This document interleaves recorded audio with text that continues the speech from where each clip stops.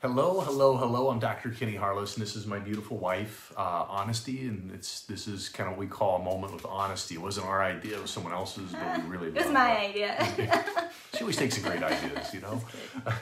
But if you would, guys, we're gonna kind of share our story with this, and if you would, please make sure that you like and you comment and you tag people maybe that have went through this, or you can send it privately in Messenger to them. You know, respect their privacy, but we just felt compelled to share our journey and what we went through and how it actually brought us together.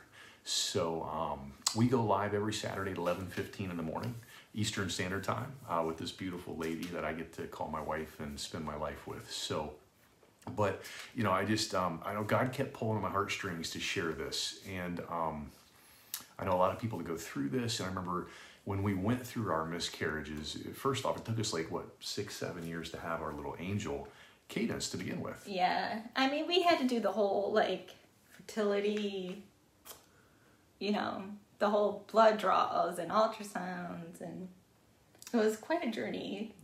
Yeah. So we've experienced that, and, but we're very blessed that we get her, and I mean, that's a whole nother video we can do on yeah, just on the process of the fertility and the ups and downs, and and I guess it's important that people realize that, I mean, what was our plan? Our plan was to have, if you asked me before we got married, how many kids you want to have? I was like, 4. I was like, I want to have 4 kids. I want a big family. I came from a family of just 2, and he just 2, and that was what our plan was, but that's not what happened, right? No, sometimes there's different plans, right?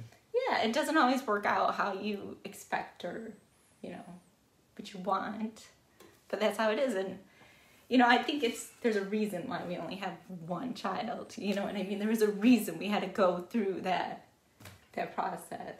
And I think, when you go through that, it makes you tougher, I think. Oh, there's no doubt, and one of my favorite scriptures said basically what it meant to me when I see water now, like on a tabletop or glass or something, you see different beads, right?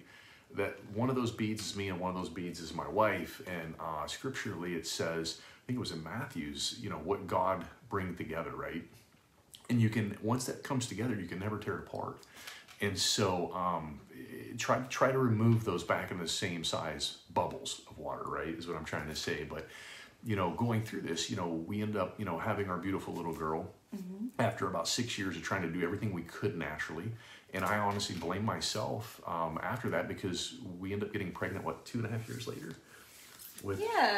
Yeah. And she totally unexpectedly didn't even think that it would occur, and didn't believe that, right? So I think that was a big lesson that God taught us, and it wasn't I don't blame God that we had miscarriages, not even one iota. I think what that did for us is it made us realize just how important and precious life is, and our cup got poured out, and then God was able to pour into us. We had some tragedies, and that led us back into scripture and God. And I guess I want to talk about too, I don't know if anybody ever talks about this, is you blame yourself, the guilt.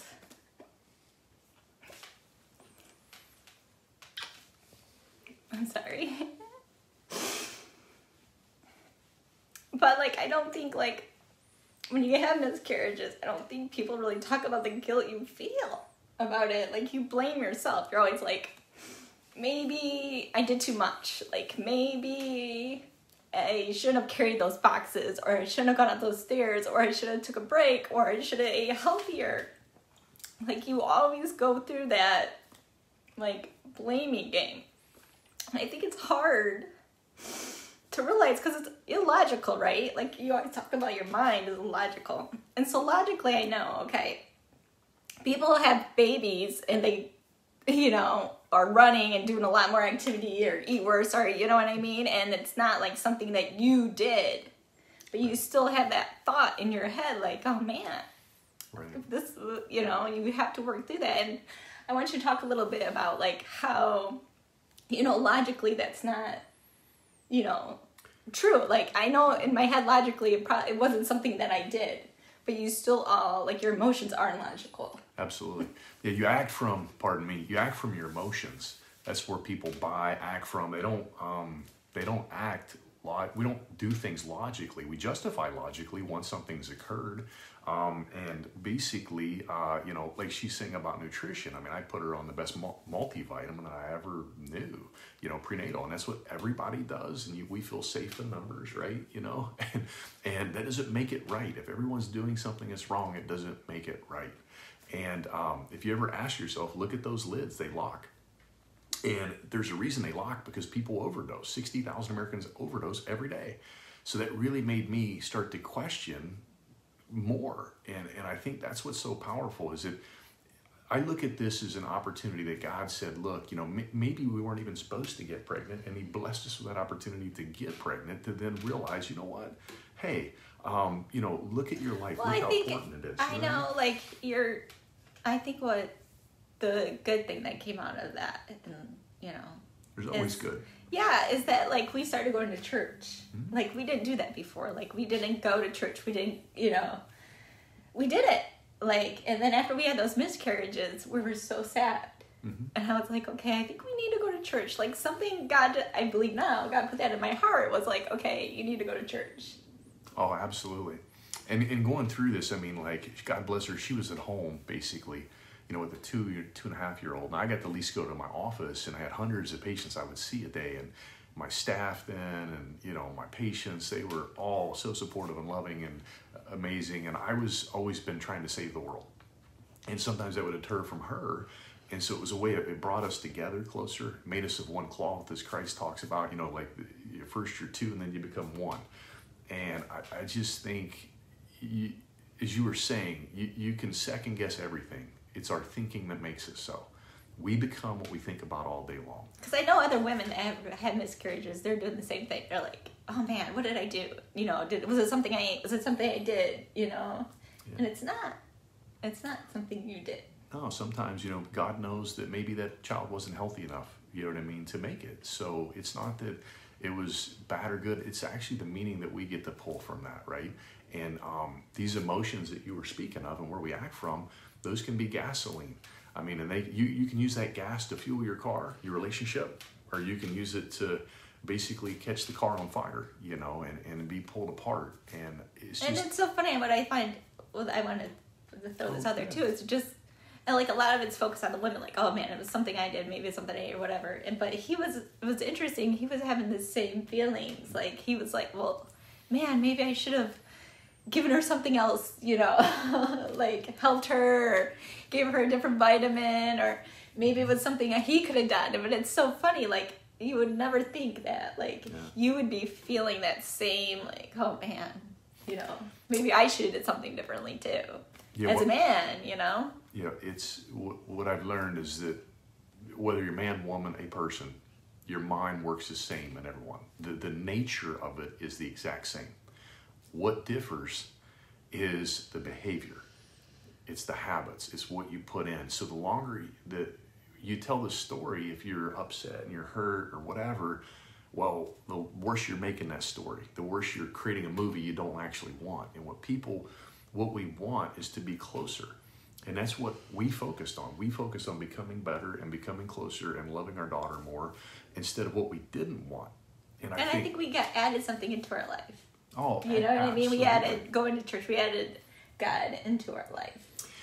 Yes. You know what I mean? So we had that loss, but then we added. Mm-hmm. Yeah, you have to be poured out. Like, if you have a cup and the cup's full, you have to be poured out. That's what the cross actually is. It's a crossroads. So when you get turned over, there's a space. There's a place to put inside you. All you ladies, if you want new clothes, just get rid of your old clothes, right? And I think you create space for that. So too, like, I remember our pastor telling us one time in sermon that you can be angry at God and still be faithful to God. You know what I mean? So when you have tragedy like that, you go through grief like that, you could still be angry, but still be a good Christian and still have a relationship with God. You know what I mean? It doesn't always have to be like, oh man, I shouldn't be angry at him. You can be and still be a Christian and have faith. God still loves you, but just like you're mad at your husband. You know what I mean? It's not like sometimes I get mad at him. It doesn't mean I don't love him, Right. but sometimes, Just I remember, get mad at you. Just remember this: what you put in your heart, you attract back. What you sow, you put out, you get back, and you only get back what you are. So Ralph Waldo Emerson said, resentment is like drinking poison and hoping to kill the other person. And if you understand that, and this is what this has taught me, is the gratitude of that, to look at my little girl and know how much I love her, to look at my wife and realize that our love made that little girl. And I think there's a hierarchy also. Like we need to realize that as couples, that our love created those children or child. And we need to remember to put that first and quit putting children first. And I truly mean that. That's a whole other topic. But what happens is if you don't do that, when that child leaves, what do you have left? And I saw that all the time in my practice. I just have been so blessed to see hundreds of thousands and maybe millions of interactions with people. And you just start to see patterns in people. And I would see people that would go through miscarriages. And I'm not sitting here telling you that it wasn't hurt. It still hurts. But obviously. Yeah, but it's where I chose to focus. That's all. And we have that choice to choose. We're not free of that choice or the consequences of the choice, but God gave us the ability to choose. And so I just think when you think back, step back, look at that, and you realize what made that child, right? Even if it was for a second, a minute, an hour, months, whatever it is, just, I've got another angel up there looking down on me, protecting my little girl, right? Yeah. I mean, this was a hard video to do. It definitely wasn't like our normal, video. It was like, Kenny was like, do you want to do this? And I was like, yeah, let's do it.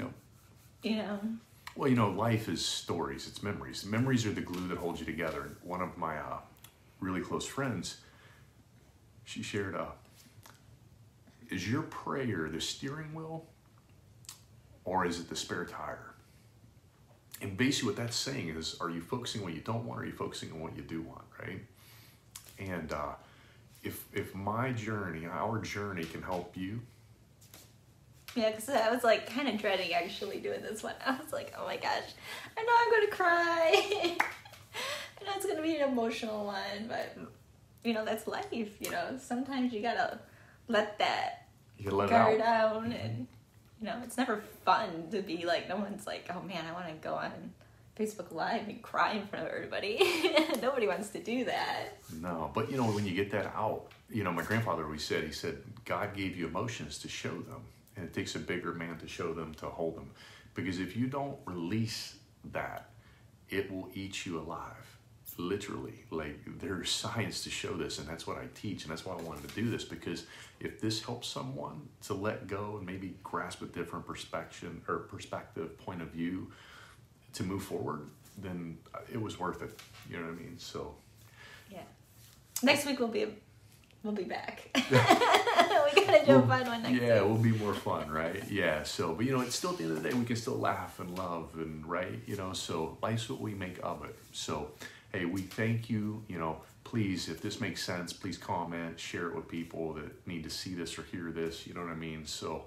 We never realized how many people came to us that had these same situations occur too. So you just never, what it's all taught, I'll leave this, is that you don't know what someone's going through, right? You don't know if someone's just lost someone or they just lost a job or a business or whatever. So we're all people, we're all human beings, and we need to remember that. And we need to love each other. And as Mother Teresa said, if you're judging someone, you have no time to love them. So if we focus on love, that's what we'll find. So we love you guys. We pray every day and every way you get better and better. Go make it a great day.